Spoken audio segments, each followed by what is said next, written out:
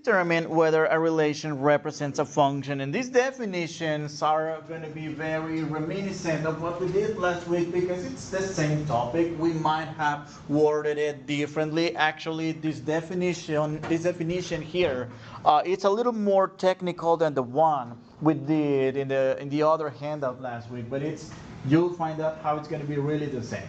So in general, a relation is a correspondence between two sets, a set X called the domain and a set Y called the range. In a relation, each element from the domain corresponds to at least one element in the range. So that's what we had for basic relations. Correspondence of values, or maybe not just numbers, also ideas, names of people to ages, maybe names of people to names of cities. Maybe we're looking at the place that they were born or something, maybe I don't know, other ideas, not just necessarily numbers. Now we look at a special kind of relation that is one that is called a function. And in this case, that's a relation that associate with each element of X to exactly only one element in the set Y. Again, recall that we cannot go to two different places at the same time, right? So one input or one element in the domain cannot be mapped to more than one element in the range, because that's not a function. That's otherwise just a relation. However, the reverse can happen. Two elements in the domain can be mapped to one in the range, and that's the equivalent of saying that we're going to the same place at two different times. And we discussed that about it, like coming to this same room. It's possible to come to this same room to take, say, Math 119 in the morning at 9 a.m., for example, and then come back at 12:45 to take this Math 104X. All right, that's possible. Now, let's represent these relations as mappings and then find the domain and range of each relation and determine whether the relation represents a function. All right? So, again, let's highlight the X values. These order pairs are X's and Y's, that is X, X, and let me highlight the Y's with a different color. All right? Yes, this looks familiar because we already did some of this. All right, so let's list all the elements in green. That's 1, 2, 3, and 4. If for some reason you see them like all over the place in different order, just make sure to write them in ascending order. All right? So that's the bubble that represents the elements in the domain. That's X. And another bubble for the Y's, 4, 5, 6, 7. Without repeating. Well, in this case, there's no repeats of all of them, so we are writing them all. All right. So that's the set Y. Well, now we're going to use arrows to write the correspondence of the two, between the two sets. Number one, the first order pair is relating 1 with 4. The second order pair is relating the 2 to the 5. And the third order pair is relating the 3 towards the 6. And lastly, the fourth order pair is relating the 4 towards the 7 in this form. All right? The question here is, function or not a function? Function, right? That's because we're not going to two different places at the same time, right? So, no elements in the domain are being mapped to more than one in the range. All right. Letter B. So, let's see whether we have a function. Well, actually, I'll let you work on this one. Highlight the elements in the domain, the X's with green, and use a different color for the Y values, the elements in the range. So let's write this in using this bubble notation. All right, that is going to be, okay, 1, 2, 3, 6. So none of them repeat. 1, 2, 3, 6. and have them in the bubble. And then 4, 4, 5, 10. We don't write the duplicate, just write it once. 4, 5, 10. And those are our elements in the range. X, big X, and big Y. All right? So that is, okay, the first order pair is relating the 1 with the 4. The second order pair is relating the 2 with the 5. The third order pair is relating the 3 with oh, hold on, no, that's not the case. So 1 with 4, 2 with 4, and then 3 with 5, and then 6 with 10. So function or not a function? Function, is that a yes? Yes.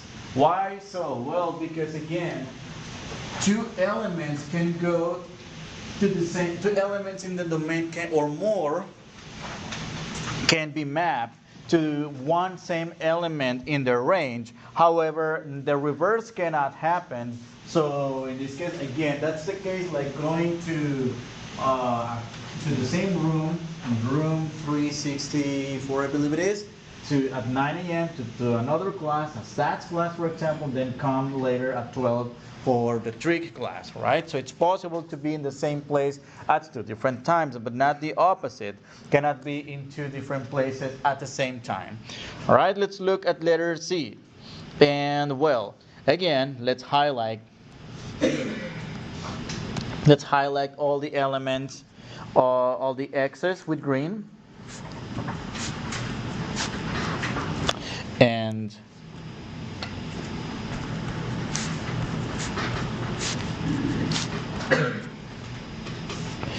let's write them as bubbles. Okay, what do we have for the elements in green? -3, -2, 0, 1, and then another -3. Well, make sure to write that -3 only once. All right? -3, -2, 0, 1.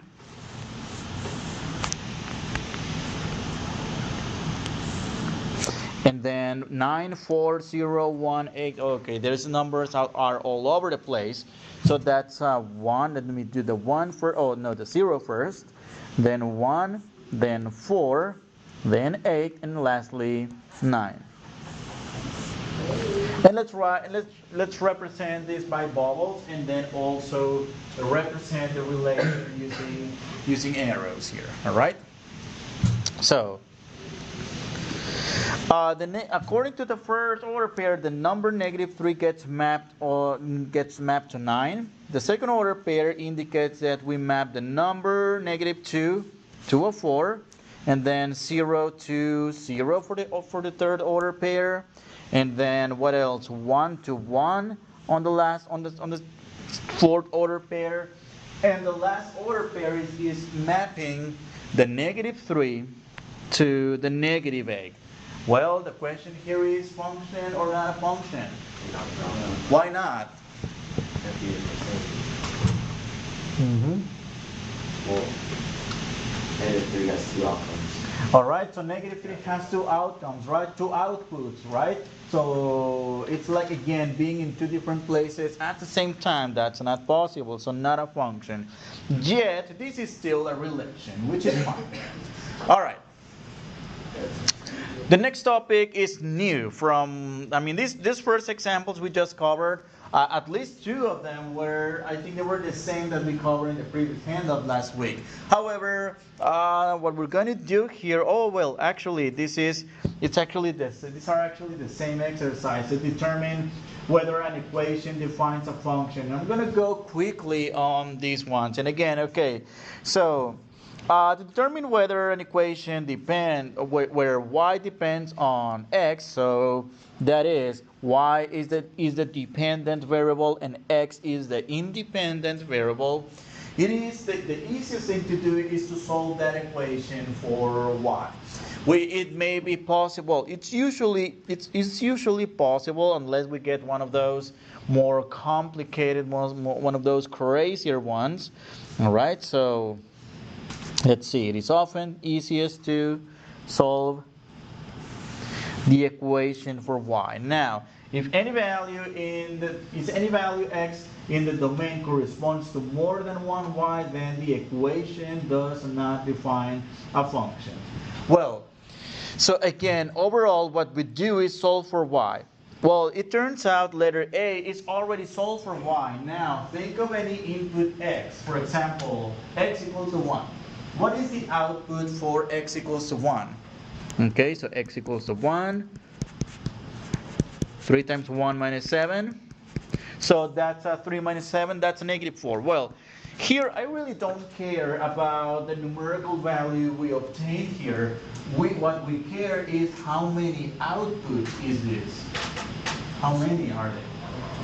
It's just one, right? Because the number of outputs is just one for every input. Well, in this case, function. All right? So that's a function here. What about letters B and C? Let's have a look at those two cases. Well, so for letter B, and again, it is often easiest to solve the equation for y. So let's solve for y squared first. So let me subtract the 3x on both sides first. And that's going to leave us with y squared equals to negative 3, or rather 2 minus 3x. And then, well, to get the y by itself, any ideas? What should we do to get the y by itself? Square root. Okay, so take the square root on both sides. All right. Y equals the square root of 2 minus 3x. Do we agree with this result?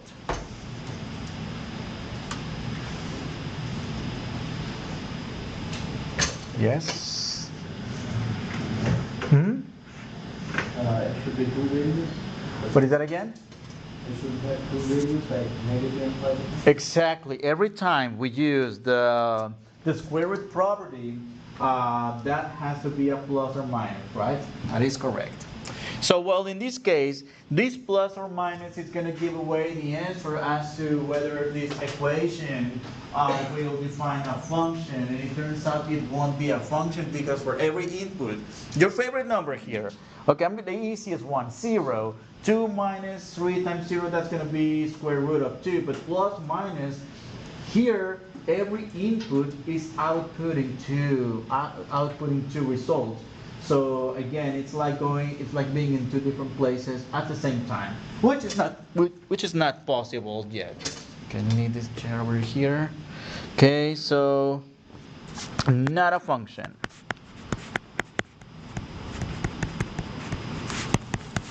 All right. What about the last one, letter C? And letter C is going to look somewhat similar, except, well, let's take the same approach. Let's subtract 4x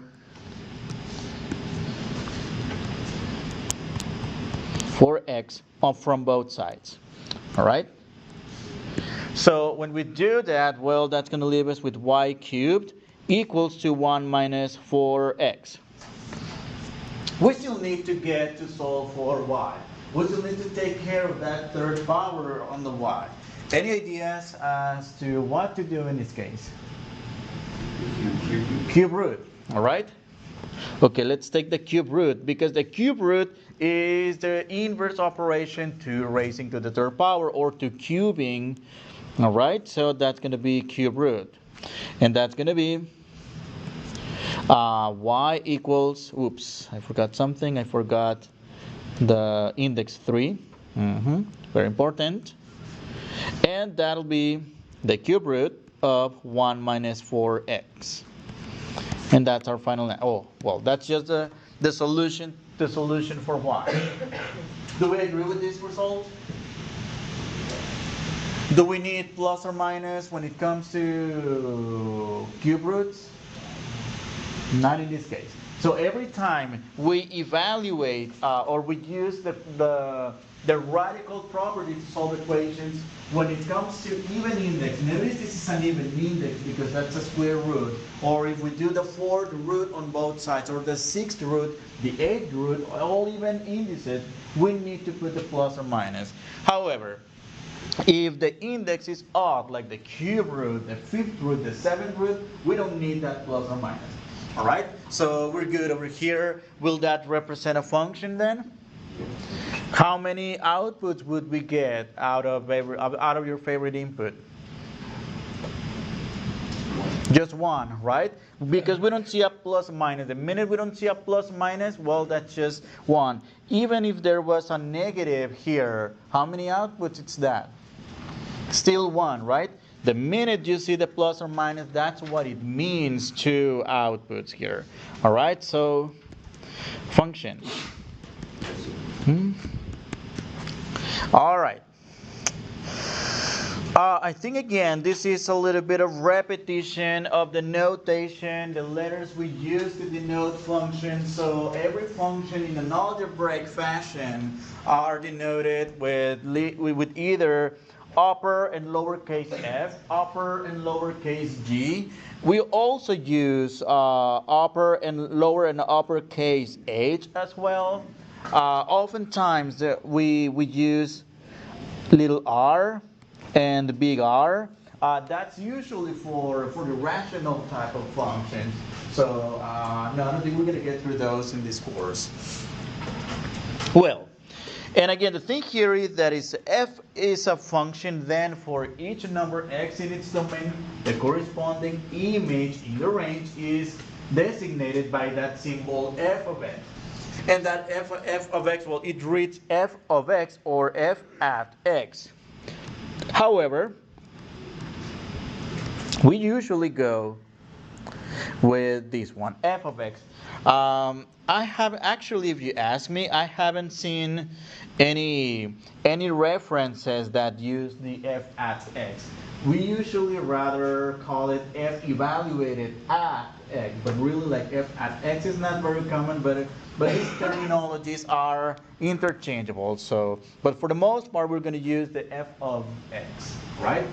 And well, so again, what is that symbol f of x? We need to be very careful because although we have a letter and nothing in between, and then parentheses and an x, very oftentimes this is taken as the product between two quantities, which is not. This is just to label a function, give an identity, if you will, like a function f, a function g, you know, and whatever we have in parentheses, that's like, you know, like the inbox to input the value that we want to evaluate. And in this case, that'll be values of x. All right. And well, f of x is the number that results when x is given and the function f is applied. F of x is the output corresponding to x in the image of x. And well, there's a very classical approach to explain what a function is. Let me erase this part and let me do another picture here.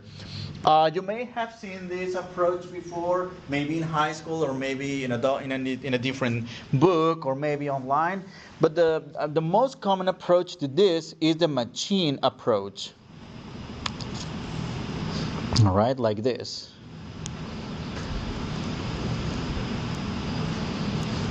Not this, okay. So here we input x. Then the machine is going to do some work inside. That's f of x. All right, whatever it does, maybe what a function is going to do, for instance, the function f of x equals to 3x plus 1. So what this machine is going to do when you input x, the machine is going to do the following work. That number you input is going to multiply by 3 and then it's going to be subtracted by 1. And then the output will be the result. It will be the result of doing those operations done by the machine. All right? And that's another very classical approach. How many of you have seen this approach before? Maybe in high school or in another class perhaps. All right? And well, we're going to talk about this more in depth. Again, this definition was maybe a little technical for the other day, but I mean, let's do it. Let's do it here now. All right, so we're given a function f of x equals to 3x divided by the quantity 2x squared plus 5. They're asking us to evaluate f of 0. And although, I mean, you may have seen this before, all we do is just replace every instance of x with the number that we're given here. Well, I'm going to do one picture on the side based on the machine approach that we just discussed, so you can see the real meaning of what we're doing here. All right, so let me do some highlights here. Let me highlight the fact that x is the input, and these x's just go here for whatever you want to evaluate. For instance, they're asking us to evaluate f of 0. That is going to be 3 times the quantity 0 divided by 2 times the quantity 0 squared and plus 5. Let me highlight this. Let me use a different color rather. So everywhere we see the letter x, we're supposed to substitute the 0 and simply do the operations implied. All right. Okay, so 3 times 0 in the numerator, that is 0 divided by 0 squared, which is 0. 0 times 2 is 0, right? And then plus 5. Final answer, 0 divided by 5. What do we get when we divide 0 by the number? 0. All right, that's 0. All right. So, let's see. F of negative 2. Let's do exactly the same thing here. So, I didn't highlight this using the same green. Okay. That'll be 0 here. Okay. So, let me highlight the negative 2. That just to indicate that we will evaluate the 3 times negative 2 divided by 2 times negative 2 squared plus 5.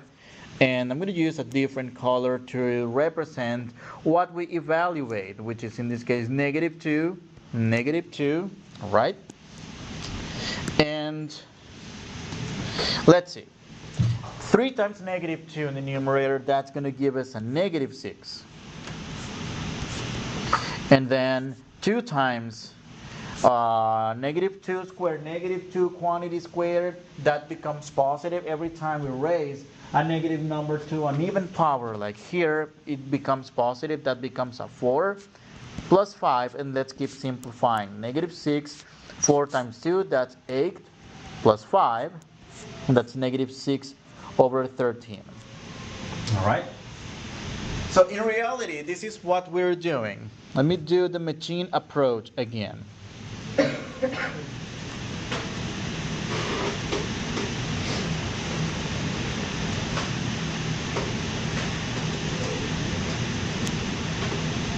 All right, so input,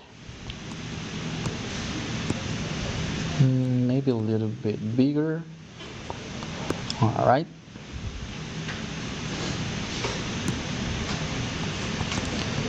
Input x equals to negative 2. All right. Output, well, actually the machine is going to do f of x equals to 3x divided by 2x squared plus 5. And the output will be f of negative 2, which equals to the result we got, which is negative 6 over 13. Or you can also think of the y value. In the end, f of x is the same as the y value. All right. And here is where we think of machines we can connect this to the idea of strictly having a function versus not a function. So in this case, well, so think of this machine. Okay, well, think of real life when you're cooking, for instance, when you're doing, say, pancakes, right? So what do you need to cook pancakes? You need eggs, you need flour, you need milk, plus other ingredients, right? Well, so if your machine requires to input, say, 3x for a certain amount of pancakes, okay, it'll be weird to input 3x and get say 5 pancakes or 7 pancakes, did you see how in this case you're getting 2 outputs for the same input? That's one way to describe our not a function situation, right? Now, there's many other operations we can do with functions. Well, more often than not, you will see negative f of x, and all you're asked is to find the opposite in sign of the original function. So negative, and our function, what is that again? 3x divided by 2x squared plus 5. And simply clean up the parentheses and keep the negative sign in the front. There's really not that much to do about this one.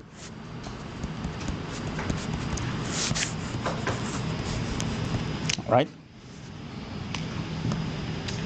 On the other hand, we're going to look at f of negative x. So, yes. Is 5 positive or negative? That remains positive because really the negative is for the overall fraction. I mean, you could do instead, this negative can mean also negative here and negative there. But that's like a lot of negatives. In the end, it's like leaving it factor, you know? Oh, no, that's minus. All right? So now in this case, they're asking us to change the input and replace this negative x wherever we see that letter x. Well, actually, you might wonder, why are we doing this weird operation? You will see soon when we do more operations and rather properties of functions, and this f of negative x will be very meaningful to determine whether a function is even or odd. You know, like numbers, they're even, they're odd. Well, it turns out functions can be even, can be odd, but they can also be neither even nor odd. We'll get to see about it later in the chapter. All right, so let me do this 3 times quantity divided by 2 times quantity squared plus 5. And well, I'm going to replace this x with negative x. All right here. And I'm going to simplify this. So 3 times negative x, that's going to give us negative 3x in the numerator, and the denominator, first of all, negative x quantity squared, it's positive x squared, a negative being raised to a positive, to an even number, the negatives cancel and ends up positive, and that times 2, that's simply 2x squared plus 5. And well, you could leave it like this. That's an acceptable answer. But you might want to use the format as before, which actually it's the same result.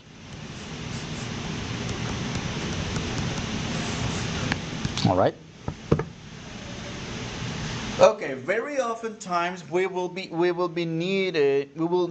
to evaluate a function, not just a number like we did, like f of 0, f of 5, f of negative 7. We can also evaluate these functions at letters or combinations between numbers and letters. Yes? So what's the difference between C and D? The operation that we do, in the end we get the same result, but via different operations. In letter C, we're changing the sign of the whole function. In letter D, what we're doing is evaluating the function at negative x, that is just changing the sign of x. But coincidentally, that gives us to the exact same result. The meaning of this kind of operations, again, we're going to look at it later when we discuss the even and odd properties of a function. So do you mean like we are multiplying C with minus 1? Not with minus 1, but with minus x. So we're not evaluating the function at numerical values, but only at variables. So we can also evaluate it at variables, and that's what we're going to do for letter E rather than it's E. So again, let's set it up. That's going to be 3 times quantity divided by 2 times quantity squared plus 5. Okay, I'm going to replace that quantity x with the quantity 5a. So that's 5a 5a. All right. Now be careful with this one, because this usually leads to very silly mistakes. So number one, the numerator, 3 times 5, that equals to 15 times a. That's 15a. And then the denominator, okay, we have a lot of operations going on right here. Number one, we need to raise that 5a to the second power, then whatever we get, multiply that by 2. Now, we need to be very careful here because very often times, yes, we're squaring this quantity. However, many people tend to forget to square also the 5, because in this case, the square, the power 2, it's actually affecting both the 5 and the a, not just the a. So we need to be careful here. So, and 5 squared, which is 25, a squared, but don't forget to write this other factor of 2, and that a plus 5. All right? Let's simplify this by multiplying the 2 times 25. That's going to give us 50. So 15a divided by 50a squared plus 5. And although this looks like an okay final answer, actually you can simplify these two lowest terms. You might want to do it because notice in the denominator there is a common factor of 5 that we can factor, and that reduces with one factor of 5 that 15 has in the numerator. So how about 15a, factor out the 5, that's going to lead us to 25a squared plus 1, and well, we can divide out 15 over 5, that's 1, and that's a 3. And the reason why I'm going the extra mile here, that's because that's what my MATLAB will expect you to do, to reduce these lowest terms, right? So that's going to be 3 times a, which is 3a, and divide that by 25, a squared plus 1. And that's our final answer. There's nothing else we can do to reduce this one. It wouldn't be 10a squared? Is that 10? That's true, right? Not 25, that's 10. That's correct. Yep, thank you. 10a squared, right? Yeah, 5 times 10, that's 15, right? That's correct. All right.